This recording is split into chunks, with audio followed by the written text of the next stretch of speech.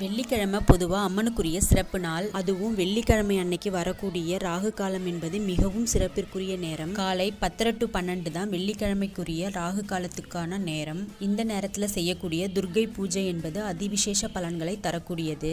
இந்த பூஜையை செய்கிறதுனால குடும்பம் பலப்படும், ஆயுள் நீட்டிக்கப்படும், தனிப்பட்ட வேண்டுதல்கள் நிறைவேற்றப்படும், செல்வம் பெருகும், சேமிப்பு கூடும், வாரிசுகளுக்கான வேண்டுதல்கள் எதுவாகினும் அது பூர்த்தியாகும்.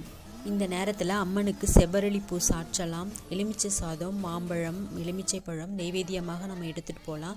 விருப்பம் இருக்கிறவங்க பால் பழம் எடுத்துக்கிட்டு விரதம் எடுத்துக்கலாம். கண்டிப்பாக அந்த நேரத்தில் நெய் தீபம் வச்சுனா ரொம்ப ரொம்ப நல்லது. நம்முடைய வேண்டுதல்களை துர்க்கையிடம் சமர்ப்பித்துவிட்டு அம்மனுக்குரிய துதிகளையோ அல்லது நாமத்தையோ சொல்லி வழிபடலாம்.